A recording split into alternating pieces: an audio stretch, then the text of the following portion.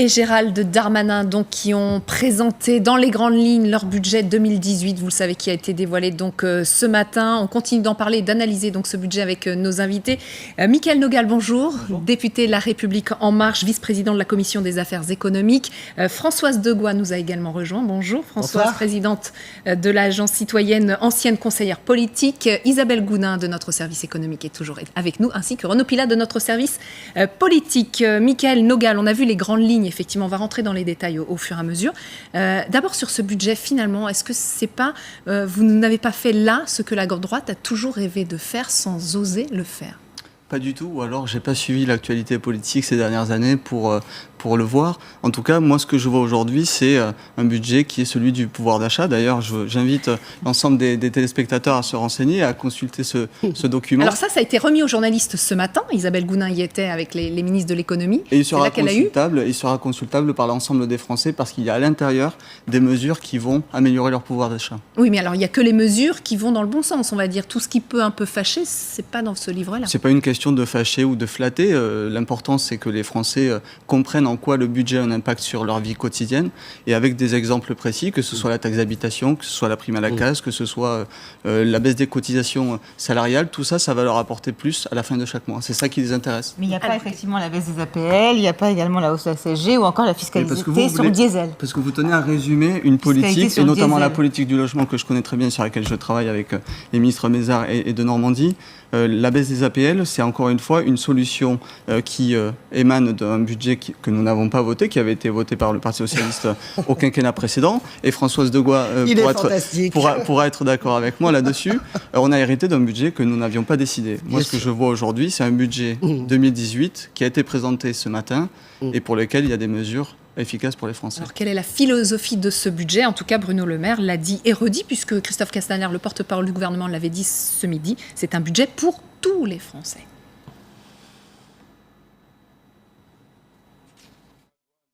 C'est un budget pour tous les Français, qui prend en compte les difficultés des uns et des autres, qui engage dès 2018 l'allègement de la taxe d'habitation, qui engage une baisse d'impôts de l'ordre de 10 milliards d'euros pour l'année prochaine, qui veut faire attention aux plus fragiles, à ceux qui sont le plus en difficulté, qui vont permettre par exemple à ceux qui veulent embaucher une personne à domicile pour les aider, alors qu'ils ne sont pas soumis à l'impôt sur le revenu, de bénéficier d'un chèque du Trésor public et d'un crédit d'impôt pour pouvoir employer dans les meilleures conditions possibles cette personne à domicile. Un budget audacieux, un budget sincère, un budget au service de tous les Français. Voilà ce que nous avons voulu présenter avec Gérald Darmanin aujourd'hui. Eh bien, on va ouvrir le débat. Françoise Degois, est-ce que c'est un budget, comme le dit le ministre, audacieux, sincère et qui s'adresse aussi à ceux qui sont le plus en difficulté? Alors, de mon point de vue, audacieux, il ne l'est absolument pas. On voit qu'est-ce que c'est ce budget. Ce budget, c'est pour rentrer dans les clous, au moins en apparence, du déficit. De rentrer dans les clous pour assurer un chiffre en dessous, ce sera 2,6, 3%. Donc c'est un budget, en fait, de transfert. C'est-à-dire que j'aime beaucoup ce petit livre jaune qui me plaît beaucoup. Il est joli, la couleur est belle. Enfin, on va vite, c'est plus que de la poudre de perlimpinpin, ce livre. Vous allez avoir des baisses de charges sociales, mais c'est immédiatement repris par les 1,7% de la CSG. Est-ce que c'est un budget pour tous les Français? Je pense que c'est un budget pour tous les Français qui vont bien et qui vont même très bien. Je m'adresse à Mickaël Nogal, dont je salue l'élection. C'est important de voir la jeunesse rentrer à l'Assemblée nationale. Mickaël Nogal a été membre du Parti socialiste pendant des années, avant de devenir jeune avec Macron. Je me demande si Mickaël Nogal, en 2007, quand Nicolas Sarkozy fait 1,5 milliard de bouclier fiscal. Je pense que Mickaël Nogal, qui est un militant engagé, est dans la rue pour manifester. Il y avait des centaines de milliers de gens contre ce bouclier fiscal. Mickaël Nogal, député La République En Marche, assume les 5 milliards de bouclier fiscal de l'impôt sur la fortune. Il m'expliquera que c'en est pas un, mais c'en est un. C'est un budget pour moi, Madame Degois, mais je pense en 2007, j'ai été invité, je pense pouvoir défendre. C'est un budget qui n'est pas audacieux et qui n'est pas pour tous les Français. Alors, en 2007, effectivement. Comme vous l'avez dit, j'ai été élu par les Français dans une circonscription à Toulouse. Donc, en effet, moi, ce que je pense, c'est que le budget qui est là, et contrairement à ce que dit Madame Degois, qui est membre du Parti Socialiste et qui est très attaché au Parti Socialiste. Bien sûr. Oui, j'ai fréquenté le Parti Socialiste. Moi, je suis membre du Vieux Monde et j'en suis fier. J'ai vu les limites je ne crois pas du tout à votre ancien à la monde fois sur les nouveau. pratiques et à la fois sur le fond. Donc, socialiste en 2007, bouclier fiscal de Nicolas Sarkozy, vous réagissiez comment? Madame de Gaulle disait qu'il n'y a pas d'audace dans ce budget. Moi, je dis que si, au oui, contraire, oui. Pourquoi? L'audace, elle est où? L'audace, elle est dans la lisibilité, dans la visibilité qu'on offre aux Français. Laquelle? Par exemple, la réforme de la taxe d'habitation. Oui. Quand vous exonérez 80% des Français de la taxe d'habitation. En 2020? Non, c'est pas vrai. C'est pas vrai. Non, non. Ça commence en 2018. Soyez honnête. Mais soyez honnête vous-même. Ça commence dès 2018. Promesse de campagne. Promesse de campagne. Ça commence en 2018, puis 2019. Et à la fin du quinquennat, vous verrez que l'ensemble des mesures pour le pouvoir d'achat. La campagne présidentielle, c'était pas ça, Michael De Gaulle. C'était vraiment tous les Français, illico presto. Vous avez reculé là-dessus. Non, mais pas du tout. Bien sûr que vous avez reculé. Juste admettez-le. Vous caricaturez les choses. Moi, ce que je vois, c'est un budget qui est calculé sur le temps long et qui montre la visibilité du président de la République et du gouvernement. Michael De Gaulle, juste une question. Est-ce qu'il n'y a pas quand même un risque, puisque vous communiquez, il y a un livret jaune, effectivement, de cette accusation de budget pour les riches, avec ce décalage, il y a un décalage de mesures qui, certaines, sont prises tout de suite dès 2018 pour, on va dire, les catégories les plus favorisées, et puis des mesures, non, vous allez nous expliquer, et puis des mesures qui sont étalées, taxes d'habitation, dans le temps, et donc, effectivement, 2018-2019, pour certains Français, c'est plus dur. Une baisse des cotisations sociales, d'ailleurs, qui sont aussi étalées. Je disais tout à l'heure, Madame de Gaulle, la taxe d'habitation, la baisse de l'exonération de la taxe d'habitation pour les Français, pour 80% d'entre eux, ça commence à partir de l'année 2018. Oui, bien sûr. Donc on rentre dans le concret. On rentre dans le concret et on est dans des engagements qui avaient été pris par le président de la République. Après, ça sera étalé. Et ce budget, il reflète totalement les engagements du président de la République sur tous les sujets que vous pouvez... Sur le logement? Mais sur l'aide? Surtout sur la taxe d'habitation, c'était annoncé. Non, mais sur l'ensemble du budget. Tout a été annoncé, vous savez, mais et tout se fait en transparence. Rien n'a été annoncé sur le logement. Regardez sur les HLM. Écoutez, vous travaillez sur les HLM. Bien sûr. Regardez sur les HLM. Je veux bien que Emmanuel Macron intime l'ordre aux bailleurs sociaux de baisser les loyers. On lui dit quand est-ce que vous allez le faire? Une loi viendra. C'est exactement ce que nous a répondu Bruno Le Maire. Moi, je ne suis pas une législatrice féroce. Je ne suis pas pour l'empilement des lois. Je suis comme vous. Je pense que c'est inutile. Ceci dit, dans les faits et dans la réalité, les APL baissent. Et ça, c'est quand même pas la faute de François Hollande. Vous n'avez pas non plus reporté en permanence tout sur un président que vous avez soutenu pendant des années, je le répète. C'est pas François Hollande que je soutenais, mais c'est pas grave. En tout cas, vous souteniez le candidat socialiste. Donc c'est pas la faute de François on va Hollande. pas refaire l'histoire. Les APL à 5 €. Vous avez également les gens qui sont bénéficiaires des HLM qui vont voir en moyenne 60 à 65 € par mois de baisse sur leur soutien. Vous avez l'APL logement, vous avez l'APL de prêt à l'acquisition d'un logement qui disparaît. Qu'est-ce que vous chantez? Prendre du recul, en fait. Mais arrêtez, ça c'est la caricature. Je vous donne les chiffres de votre budget. Vous prenez une mesure isolée. Et moi, il n'y a que ça, des mesurettes isolées. Pour que les téléspectateurs comprennent, parce que moi, il n'y a aucune philosophie générale. Ce qui m'intéresse, c'est que les téléspectateurs comprennent ce budget. Oui. Et pour qu'ils comprennent ce budget, et par rapport aux engagements qu'on a pris à la fois pendant l'élection présidentielle et pour les élections législatives, je les invite à regarder le programme d'Emmanuel Macron, qui est toujours disponible. Si, c'est le sujet. Parce que les engagements qui sont sur le logement en partie d'être tenus aujourd'hui, étaient sur le la baisse des APL, notamment dans le programme du donc les Français ont voté pour Emmanuel Macron. La construction de logements, le constat qui est fait qu'aujourd'hui 40 milliards d'euros de budget de l'État. L'augmentation de l'essence, est-ce que c'était dans le programme? L'augmentation du tabac, est-ce que c'était... Est-ce que ça fonctionne? Oui ou non? De quoi vous parlez? Vous nous invitez à regarder globalement, finalement, pas mesure après mesure. Madame de Gaulle m'interpellait sur la question du logement. Mais il n'y a pas de philosophie globale, à part que c'est un budget de droite classique, 40 libéral. milliards d'euros et 4 millions de mal logés. Est-ce que vous êtes satisfait de cette situation? Mais j'en suis absolument pas satisfait. Est-ce que vous pensez qu'en baissant les APL, et est-ce que vous pensez qu'en enlevant les aides aux gens qui ont le plus besoin? Madame de Gaulle.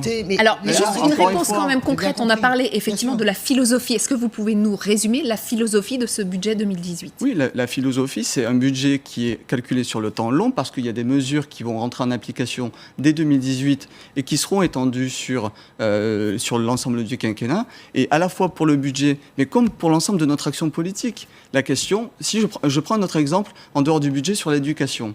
Aujourd'hui, depuis cette rentrée 2017, dans les quartiers populaires et dans les classes REP+, vous avez en CP 12 élèves par classe dans les zones d'éducation prioritaire renforcées. Mais par exemple, ça c'est un dispositif qui va être poursuivi dans les rentrées prochaines pour justement être étendu.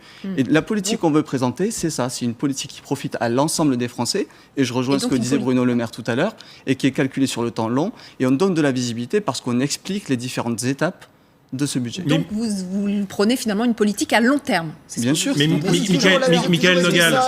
Et je dirais même c'est une transformation dans la politique en France. Parce qu'avant, justement... Il n'y a aucune transformation. Je suis désolé, mais alors, sous François Hollande, c'était plutôt... Michaël Nogal, j'ai une question sur le... Et pas avec une vision de long Michaël terme. Nogal, j'ai une question sur la philosophie, parce qu'on parle de la philosophie de ce budget. Est-ce que, finalement, pourquoi vous n'assumez pas plus ces choix budgétaires qui sont effectivement plutôt pour les salariés du privé, plutôt pour les actifs, plutôt pour baisser le chômage à court, moyen et long terme. Je finis juste au détriment, effectivement, des retraités, sauf les petites retraites, ça c'est vrai, qui sont préservées. 40% des retraités. Voilà, 40% des retraités, vous le dites, qui sont retraités, mais globalement, et ça c'est un vrai choix, qu'on soit pour ou contre, pour, on va dire, la France des actifs, pour faire baisser le chômage. Pourquoi vous n'assumez pas plus ce choix? Du coup, certains se disent c'est plutôt de droite. Mais j'assume le choix qui est que c'est un budget qui est fait pour tous les Français. Vous m'interpellez sur des mesures, et Madame de Gaulle le faisait tout à l'heure sur la hausse de la CSG. Et ce qui est important de regarder, c'est vous regardez l'ensemble des baisses d'impôts pour l'ensemble des Français, et vous verrez qu'ils s'y retrouvent au final. Et c'est pour ça que je parlais tout à l'heure de ce livret, qui est important, et j'invite encore une fois les téléspectateurs à le regarder, parce qu'ils verront dans ce livret des mesures qui améliorent leur quotidien. Et la philosophie, vous m'interpellez sur la philosophie de ce budget, elle est là. C'est à la fois du pouvoir d'achat pour les Français, et de la compétitivité. Ça, c'est la baisse des cotisations salariales. Voilà. Ça, c'est la Notamment, entre autres, mais il y a l'allocation adulte handicapé qui va augmenter, vous avez le minimum vieillesse qui va augmenter, vous avez la taxe d'habitation dont on a parlé. Tout ça, c'est de nature à améliorer le pouvoir d'achat.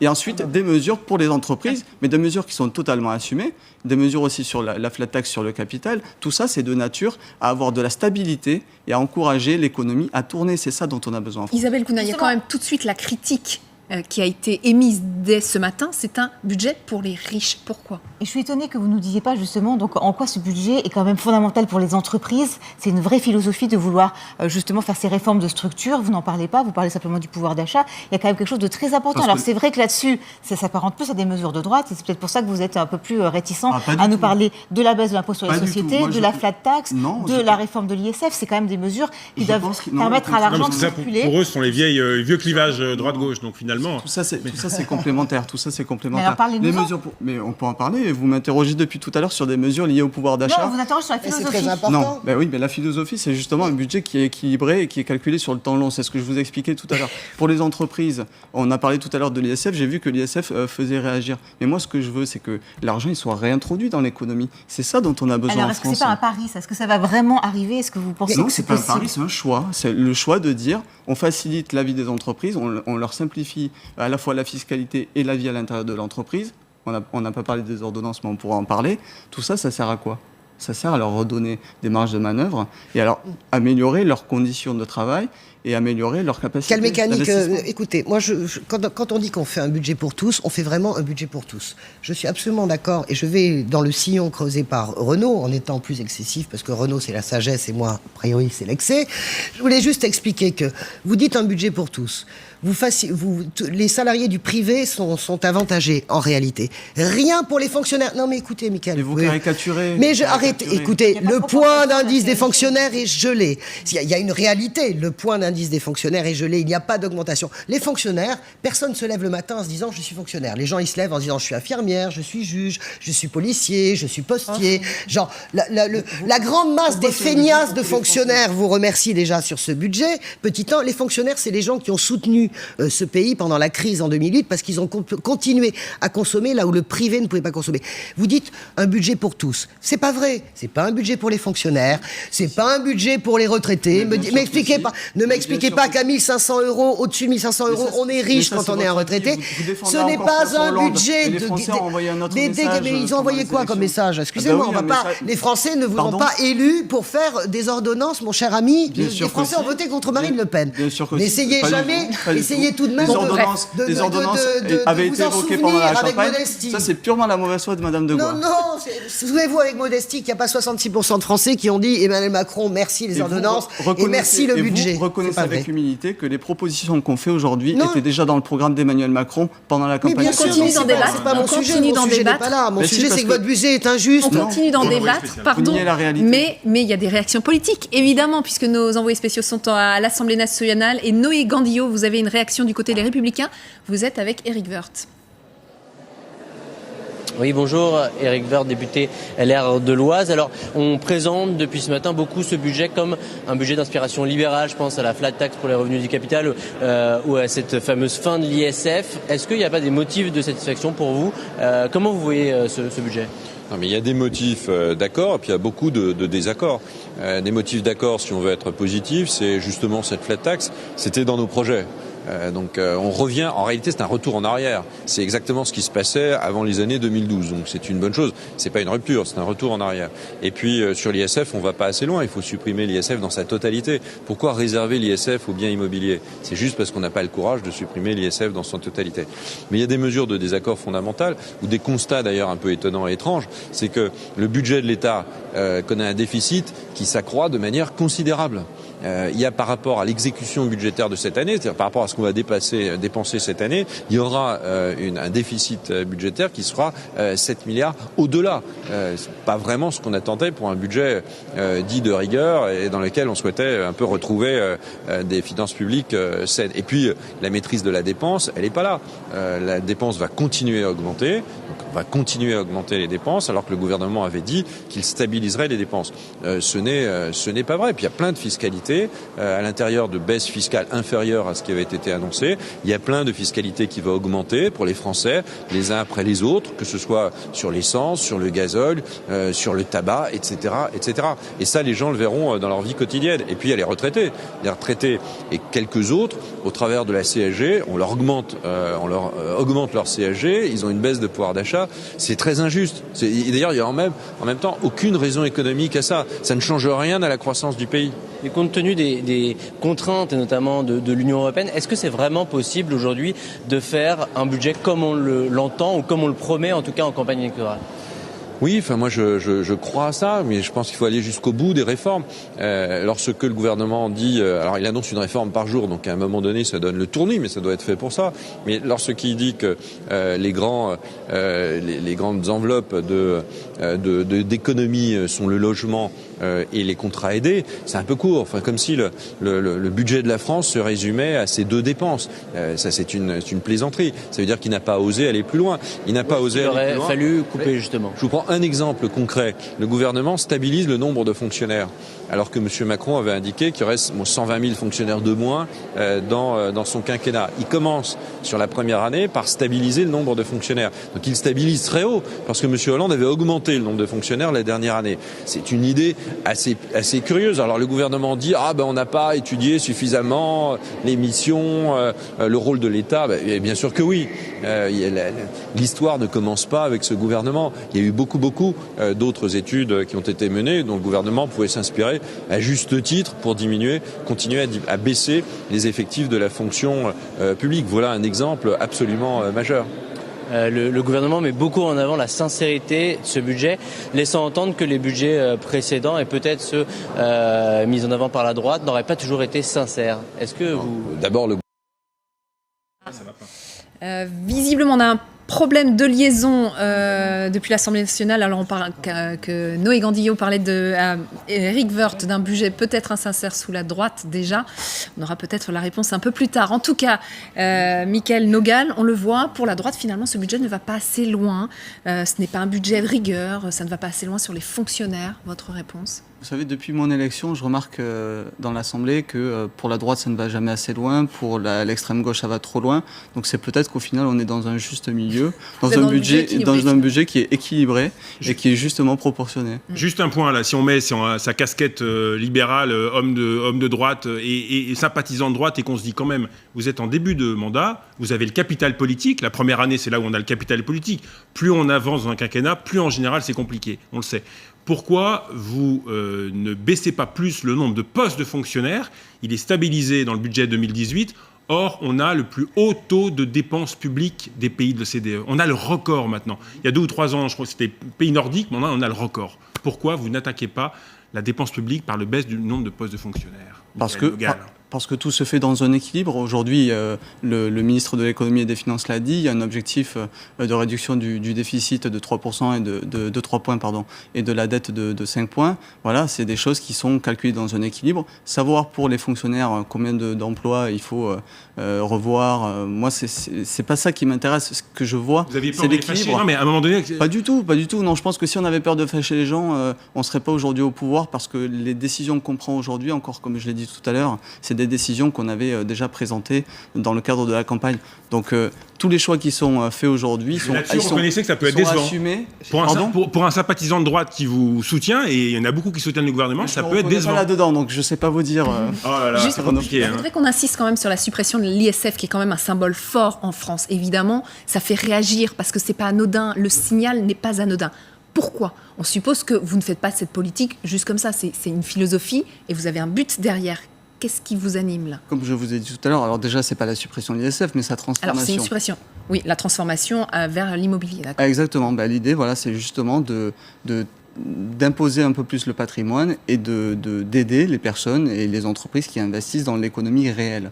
C'est-à-dire qu'aujourd'hui, l'épargne qui dort, elle ne favorise pas l'économie. Aujourd'hui, ce dont on a besoin, c'est donc que le capital soit réinvesti dans nos entreprises et dans notre économie. C'est ça dont on a besoin. Pour que les gens comprennent bien, on le supprime sur les placements financiers et on garde l'ISF sur le patrimoine immobilier, les immeubles, pour être clair. Exactement, parce que moi, ce que je veux, c'est des startups qui progressent. Toulouse, où je suis élu. Est-ce que vous êtes sûr, Michaël Nogal, c'est la deuxième ville en France en termes de création de startups. Moi, ce que je veux, c'est qu'on investisse pour ces entreprises. Absolument, mais juste un mot. Est-ce que vous êtes sûr ? Attendez. Et on assume totalement le fait de modifier l'ISF, d'en faire un impôt sur l'immobilier, et puis de laisser des marges de manœuvre pour investir dans l'économie réelle. Est-ce que vous êtes sûr que ça va marcher ? C'est pour l'instant pas. Ce n'est qu'incitatif, et je sais qu'il y a certains députés du mouvement En Marche, venus de la gauche, vous venez de la gauche, qui disent on ne va pas laisser la liberté totale aux investissements, parce que ça ne se fera pas forcément. Si on supprime l'ISF, il faut que dans le débat budgétaire, il y ait des...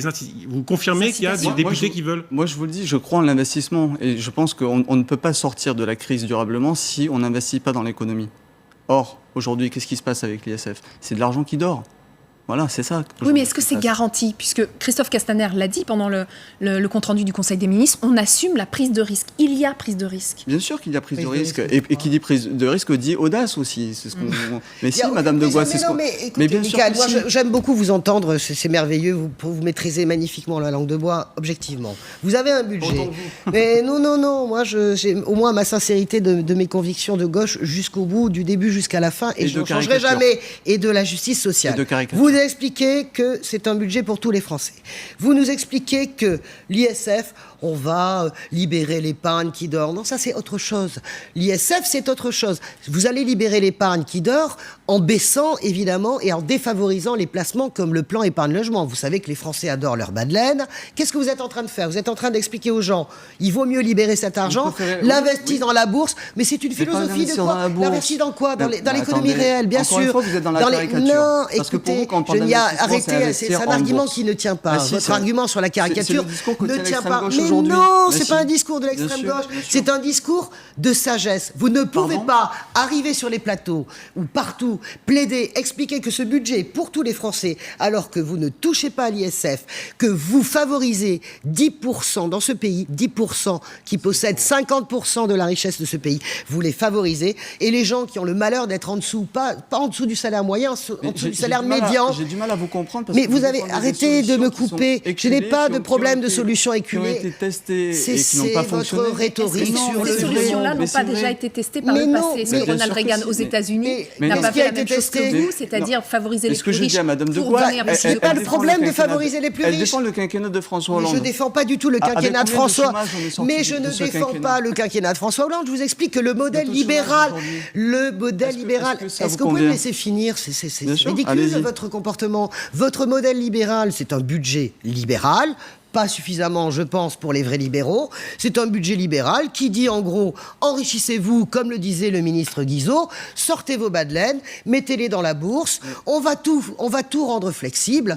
Tout le monde est en train... Mais les Français... Le mot que vous mettez sur ce budget libéral, de droite, de gauche... Bien sûr. Les Français, mais c'est pas les Français, ça qui vous avez vu regarde. les sondages, les Français comprennent très bien ce que vous êtes en train de faire. C'est pas ça qui regarde. Mais les Français comprennent très bien ce que vous êtes en train de faire. Mais non, vous caricaturez les choses et vous essayez de les remettre dans des cases parce que vous avez été habitué à ça pendant trop longtemps. Mais arrêtez avec votre doxa sur les cases. Alors, les cases, ça existera toujours.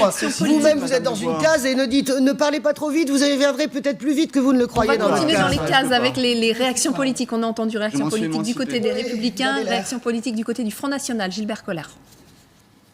C'est un budget qui est complètement orienté vers la financiarisation du pays, vers l'aide à tout ce qui est la structure financière. Je dirais que c'est un budget de banquier. Mais bon, on va avoir l'occasion au cours des débats parlementaires de le montrer, de pointer du doigt la réalité de cette technocratie bancaire qui se met en place avec des ententes un peu partout. Et le budget le démontre et ça va être notre travail que de le signaler. Alors, c'est un budget de banquier finalement ? Mais pas du tout. J'invite encore une fois M. Collard, lui aussi, à regarder ce magnifique livret. Si je prends un exemple, dans le livret, on n'en parle pas. Des situations concrètes. Des situations concrètes. Là, j'ai une note parce que j'ai des exemples précis à vous donner. Mais un célibataire, par exemple, au SMIC, avec les démarches qu'on va avoir et avec ce budget-là, il gagnera à peu près 1 500 € de plus par an. Ah bon ? Donc, alors, oui. par quelle poudre de perles par la taxe d'habitation, par la baisse des cotisations salariales. Aujourd'hui, les Français, qu'est-ce qu'ils regardent ? Ils regardent leur fiche de paye. Sur leur fiche de paye, ils ont un salaire brut, ils ont un salaire net. Bien sûr. D'accord ? Ouais, donc, ce qu'on veut faire aujourd'hui... je vois bien le tour de passe-passe que vous allez essayer de faire. On baisse les cotisations sociales. Non, mais pour avoir le travail qui rémunère mieux, c'est ça l'objectif de ce budget aussi. Écoutez, mais Michael Nogal, plus pour gagner plus de Sarkozy, c'était plus efficace. Michael Nogal. Michael, on voit dans le budget qu'il y a des orientations et des choix qui sont plutôt des choix de moyen et long terme, parce que l'objectif, en tout cas affiché par le gouvernement Emmanuel Macron, c'est de faire baisser le chômage de masse. Mais est-ce que vous ne craignez pas quand même qu'à court terme, dans l'année qui vient, et on sait à combien la première année du quinquennat est importante, à court terme, un certain nombre de Français se disent finalement, hausse de la CSG, hausse des taxes sur l'essence, le diesel, et comme les bases d'impôts ne sont pas extrêmement flagrantes et que la politique reprend, c'est-à-dire les socialistes, on disait que le PS est mort, il n'est pas en forme du tout, mais enfin il existe encore. La droite a eu un petit succès au Sénat. Vous allez enfin avoir peut-être une petite opposition. Le Sénat a relativisé par rapport à refaire les sénatoriales. Vous allez enfin avoir une opposition. Et ça, vous avez une vraie bataille de l'opinion à mener, parce que ces choix de long terme, si à court terme vous n'avez pas des résultats, compliqué. Hein. Et c'est pour ça que je vous dis, quand on augmente certains impôts, qu'on doit baisser certaines dépenses publiques, on met en parallèle justement l'augmentation du pouvoir d'achat. Encore une fois, pour moi, c'est le mot essentiel aujourd'hui, parce que les Français, quand vous leur parlez de budget, eux, c'est quoi leur budget ? C'est la fiche de paye. Donc, et c'est ce qui reste à la fin. Donc, pouvoir d'achat, un budget mois. plutôt pour les actifs, plutôt pour les salariés actifs. C'est un peu la marque de fabrique. Pas forcément, parce que vous avez aussi les retraités qui vont s'y retrouver, malgré la hausse de la CSG qui, encore une fois, est assumée. Mais les 60% de retraités qui vont voir. Et c'est ce qu'on ne fait pas assez, c'est ce que les commentateurs ne font pas assez. Parce que quand vous mettez les mesures les unes à côté des autres, vous voyez qu'au final, vous avez un avantage pour les salariés, pour les retraités, pour les indépendants. Pour les retraités, et avec des réformes qui arrivent et qui amélioreront encore leur quotidien. Je pense notamment à la réforme de la formation professionnelle et de l'assurance chômage. On aura l'occasion d'en parler dans les prochaines semaines. On profitera là aussi à l'ensemble des Français. Et donc on sera plus seulement dans un budget pour tous les Français, mais dans une politique pour tous les Français. Et qu'est-ce que vous dites aux retraités ? Oui, et sur les classes moyennes, juste regardez la réaction de Damien Abad pour les Républicains, encore une fois. Pour lui, ce budget frappe de plein fouet les classes moyennes et poursuit la politique d'abandon de la France des territoires. Frappe de plein fouet les classes moyennes. Oui, je ne suis pas étonné qu'un des porte-parole des Républicains utilise ces propos. Moi, ce que je vois aujourd'hui, encore une fois, c'est les faits. Qu'est-ce qu'on promet aux Français ? Qu'est-ce qu'on déploie comme budget pour l'année prochaine ?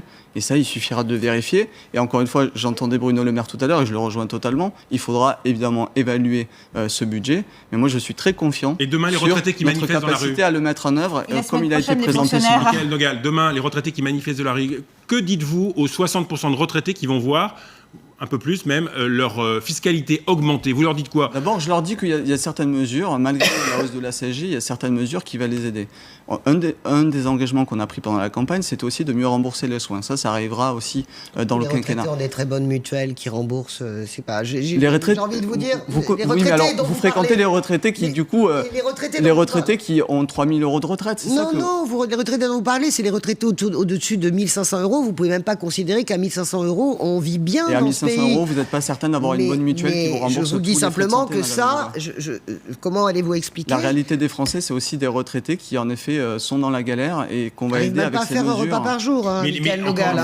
Mais bien sûr, mais oui. Vous me parlez des retraités qui ont des grandes mutuelles, mais les retraités qui ont des grandes mutuelles, c'est...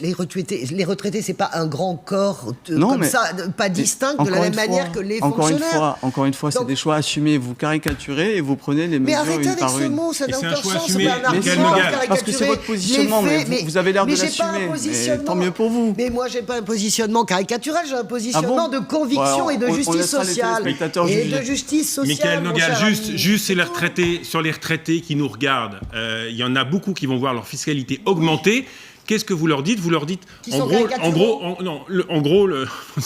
le message, c'est de dire quoi? C'est de dire qu'il faut payer plus d'impôts pour que leurs petits-enfants aient un boulot et qu'on baisse les cotisations. C'est ça un peu le deal? Je dis que le travail, en effet, doit être mieux rémunéré aujourd'hui qu'il ne l'a été par le passé et qu'il y a un effort de solidarité à avoir, notamment pour les retraités les plus aisés. Encore une fois, parce que certains vont se dire, j'ai passé 30 ou 40 ans. C'est important de préciser qu'en dessous de 1 500 euros, les retraités ne verront pas cette hausse de la CSG.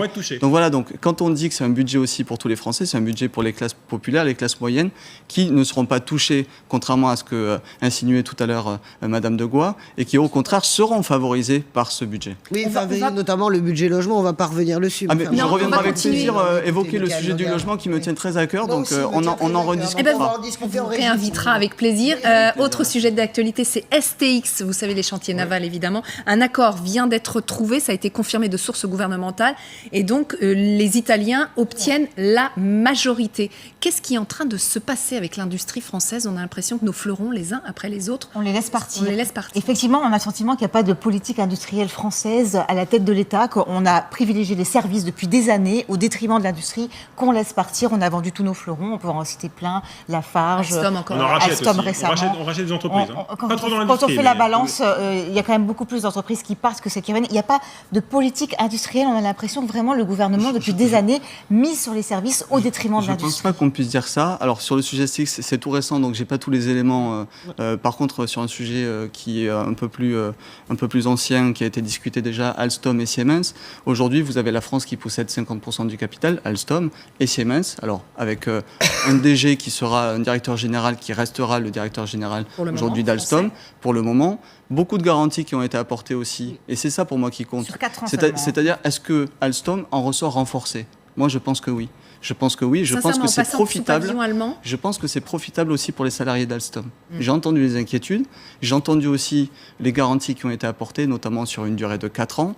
Dans un marché qui est hyper compétitif, comme celui des transports et du ferroviaire, je pense que c'est indispensable pour Alstom de fusionner justement avec Siemens pour essayer de concurrencer les Chinois qui sont leaders mondiaux. Si on regarde le chiffre d'affaires aujourd'hui cumulé entre Alstom et Siemens, c'est déjà à peine la moitié du leader mondial qui est... Il y a beaucoup à faire pour l'industrie française.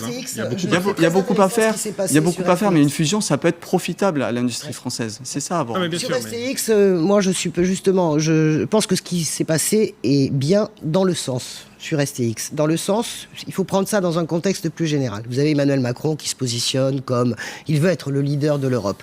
Il s'est passé sur STX une rupture du pacte. STX devait passer sous pavillon italien. À un moment donné, il y a une décision qui a été extrêmement mal vécue en Italie, parce qu'on n'en a pas parlé, nous, en France. Mais la presse italienne a été remplie, et toutes les politiques italiens ont été...